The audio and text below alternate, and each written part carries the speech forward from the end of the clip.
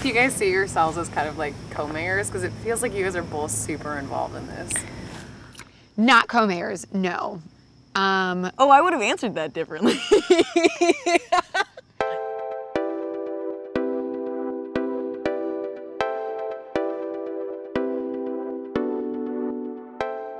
We are a team. We are a team. But we're a team with everything.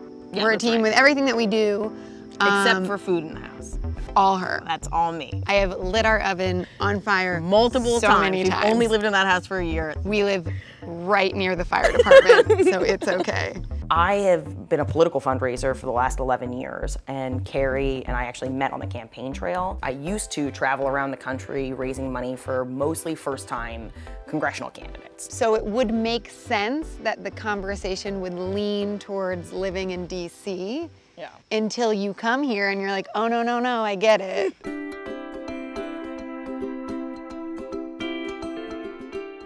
We live in a 1.1 mile long town. I call Lambertville a gayer Stars Hollow for your Amy Sherman Palladino fans. We have just a bunch of really quirky characters who live in this town, I think, which unfortunately I have become one.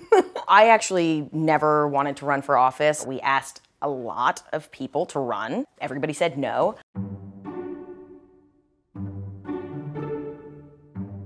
I'm the mayor of Lambertville, and a funny story is when my friend who's now our judge, he actually his father was the mayor. They called me like the night before the filing deadline, and they said, you know, well, we don't have a candidate, you gonna run? And I said, sure, I'll run. So I bring the petitions in the next day, filed them, and they said, like, who are you? And I said, well, I'm gonna be the mayor for the next 20 years. My concern was having someone in office for that long a period of time and not having any opposition. He has become part of a web that is inflexible.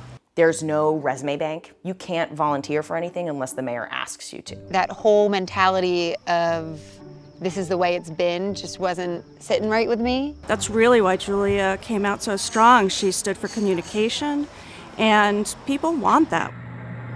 It doesn't get old, man. Never gets old. I moved here in 1988. I had another This business. isn't about me, though. This I is know, about but Julia. This is no. This is about. Why is it about Deanna's? Because I mean, it's a history die. Just okay. Okay. I was seeking a little town vibe. One thing led to another. Lisa came to the restaurant. And then that's all she wrote. No. Every time you went to Deanna's, you said that you were running, and then the next day you... Yeah, I was like, no, I can't. It was Julia and Carrie sitting here amongst other people talking about wanting change. People wanted change. We would sometimes come in and be like, hey, what do you think about Joe running? And they say, oh, not Joe. And more often than not, I'd be like, I'm doing it. That's No, right. I'm not doing it. I'm doing it. Yeah. And we suggested it. So I just said, I'm gonna do it. What was Mayor Dave's reaction when you had that conversation with him, just like in a sentence? I'm not allowed to tell you. I still remember this. She called me and she said, I want to meet with you. I said, okay. So she just said, I'm running for mayor. And I said, of Lambertville? And she said, yes. And then I sat there for a second and I said, okay, bring it on. I mean, it was a family fight. It was a huge deal. It was a topic of conversation in the bars and the coffee shops. 2 weeks after we announced, we printed lawn signs. And once one went up, then a bunch came up. And in that, my lawn sign was stolen in days. And it got people talking and asking questions about the town that hadn't been asked in a long time. So on each of these packets is my personal email address and my personal cell phone number.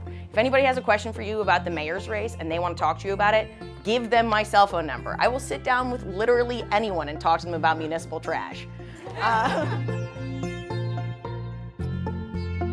Mayor Dave did a lot for the city of Lambertville. After 27 years, I think you stop asking yourself what you could be doing better or how you could be continue to be innovative, and you just start saying, this is the way things are. So we had 81% of our town turn out to vote, and that had nothing to do with me. That was all Carrie. It was awesome to have somebody who was like a real campaign expert, you know, sleeping next to you every night.